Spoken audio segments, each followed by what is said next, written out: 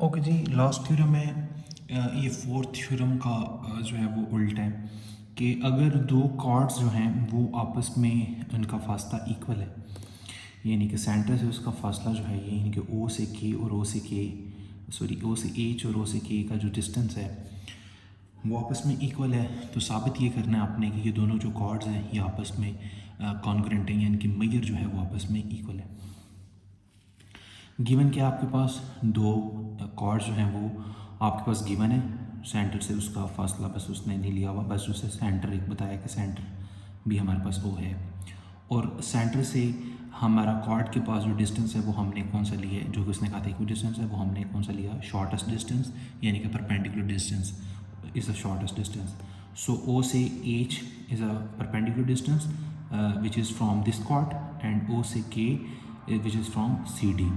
ठीक है, दोनों आपस में इक्वल हैं, दोनों परपेंडिकुलर भी हैं, क्योंकि परपेंडिकुलर डिस्टेंस ले रहे हैं तो दो चीज़ें यहाँ से हमारे आगे यूज़ होंगी। ठीक है, दोनों परपेंडिकुलर हैं, ओ से एच ए बी पर और ओ से के सी डी पर, और इससे ये साबित होता है कि ये हमारे पास जो है एज अ गिवन जो है वो पहली गिवन है कि ये दोनों इक्वल डिस्टेंस है, तो ओ एच और ओ के ये दोनों आपस में क्या है, इक्वल है। साबित ये करना कि ये जो पूरी की पूरी कॉर्ड है ए बी और सी डी आपस में इक्वल है, कॉन्ग्रुएंट है या उनकी मेजर इक्वल है। कंस्ट्रक्शन में फिर वही बात, हम ए को और सी को से ज्वाइन करेंगे ताकि दो ट्राइंगल्स आएँ और हम अल्टीमेटली ट्राइंगल्स के उस पर आएँ, और यहाँ से उसने क्या कहा क्योंकि परपेंडिकुलर है तो हम ये कह सकते हैं कि ये जो ओ ए एच है, ओ ए एच ओ सी के, ये दोनों ट्राइंगल्स हैं बट ये राइट ट्राइंगल्स हैं। ठीक है, सो शुरू से उसने कहा जी राइट ट्राइंगल्स में कॉरेस्पॉन्डेंस हम लेने जा रहे हैं, यानी कि हम सारी डिस्कशन अभी इसके अंदर रखेंगे।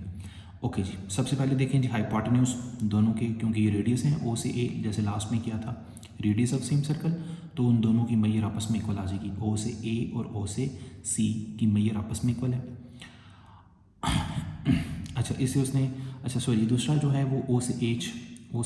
और ओ से के, जो कि हमारा गिवन में था कि आपस में इक्वल है, तो एच एस पॉस्टुलेट क्या कहता था कि अगर आप राइट ट्राइंगल्स में उसकी हाइपोटेन्यूज और एनी साइड, ठीक है, अगर आप इक्वल साबित कर दें उसकी मेजर, तो आप ये कह सकते हैं कि एच एस पॉस्टुलेट ये कहता है कि आपकी पूरी की पूरी ट्राइंगल आपस में इक्वल है। अब यहाँ से ये देखें, अगर ये पूरी की पूरी ट्राइंगल इक्वल है तो इसका मतलब है ए से लेके एच, सी से लेके के, ये दोनों आपस में इक्वल है। अच्छा, इसी तरह इसको यूज़ करते हैं नेक्स्ट में ये क्या कहता है कि आपके पास जो ए एच है, ठीक है, ए एच ये क्या है हमारे पास, ये पूरी ट्राइंगल का हाफ है, जैसा कि अभी हमने कहा था ये परपेंडिकुलर डिस्टेंस है तो ये हाफ होगा। इसको लिखने का आसान तरीका ये होता है कि पूरी ट्राइंगल, जैसे अभी हमने पीछे लिखा कि पूरी जो लाइन है वो 2 दफ़ा ए एच के इक्वल है, ये लिखना ज़्यादा आसान है। इसी तरह सी डी जो है पूरी की पूरी कॉर्ड जो है ये 2 गुना है सी के,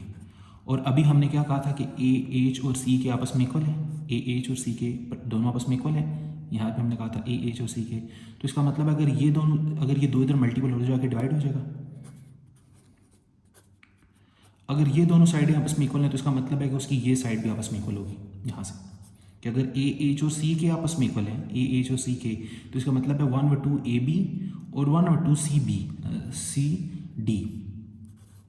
1/2 A B and 1/2 C D भी इक्वल है, तो यहाँ से 1/2 से कैंसिल, तो यहाँ से मेजर ऑफ ए बी और मेजर ऑफ सी डी आपस में इक्वल आ गई, और यही साबित करना था कि पूरी की पूरी कॉर्ड आपस में क्या है, कॉन्ग्रुएंट है या उसकी मेजर आपस में इक्वल है।